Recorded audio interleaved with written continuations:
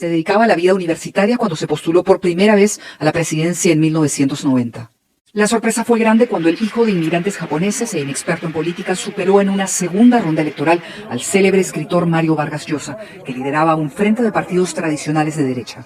Le tocó gobernar un país desangrado por el terrorismo y asfixiado por la hiperinflación, situación a la que se refirió durante el juicio en su contra por violación a los derechos humanos y corrupción. Tuve que gobernar desde el infierno, no desde palacio, sino desde ese infierno que quienes me acusan no vivieron como yo lo viví. Solo espero que quienes me sentencien traten por un momento de imaginar aquel infierno y no de pretender civilizarlo desde la distancia. Hombre pragmático, Fujimori había ordenado, semanas después de iniciado su gobierno, el Fujishock, que a la larga logró reinsertar al Perú en la economía mundial. Disolver temporalmente el Congreso de la República. El 5 de abril de 1992 cerró el Congreso y el Poder Judicial en un golpe de Estado con el que logró concentrar el poder en sí mismo. En septiembre de ese año, el gobierno capturó al cabecilla de Sendero Luminoso Abimael Guzmán y su cúpula, lo que significó un duro golpe para ese grupo terrorista. Pero no quiero.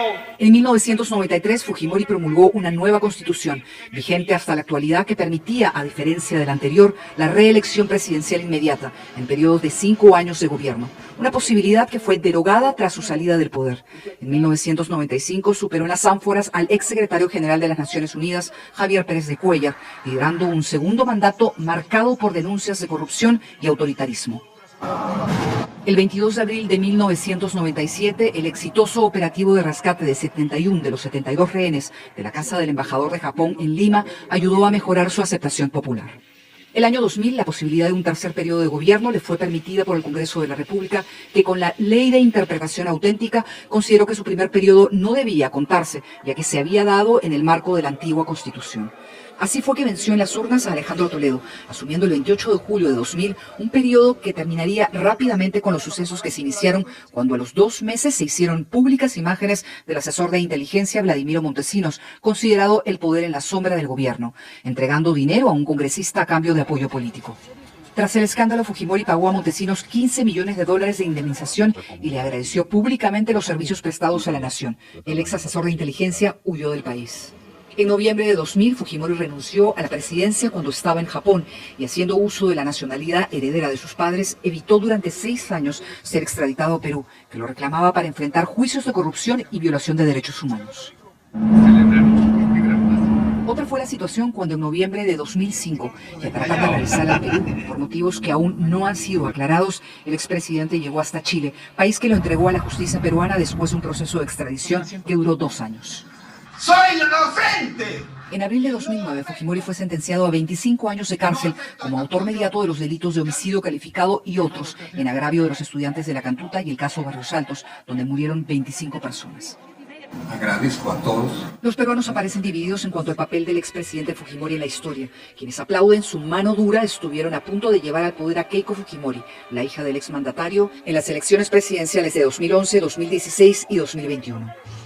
La salud del ex jefe de Estado fue deteriorándose desde que en 1997 le extirparon un cáncer en la lengua, que posteriormente le generó una serie de leucoplasias recurrentes en la cavidad bucal.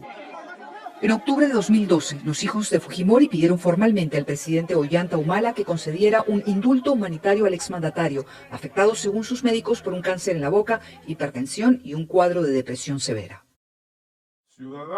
Finalmente fue en diciembre de 2017 que el entonces presidente Pedro Pablo Kuczynski le otorgó el indulto humanitario a Fujimori, una gracia presidencial que no elimina la responsabilidad penal.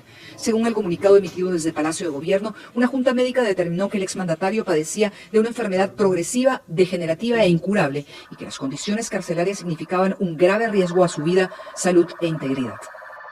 En 2019, Alberto Fujimori regresó a prisión luego que la Corte Suprema anulara en 2018 el indulto. Sin embargo, vuelve a abandonar la cárcel en diciembre de 2023, luego de que el Tribunal Constitucional declarara fundado un recurso que restableció los efectos del indulto humanitario a favor del expresidente.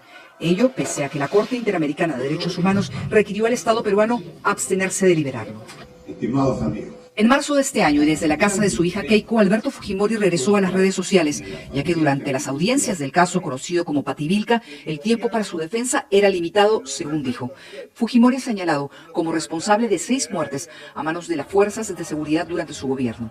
De aquella acusación también se declaró inocente.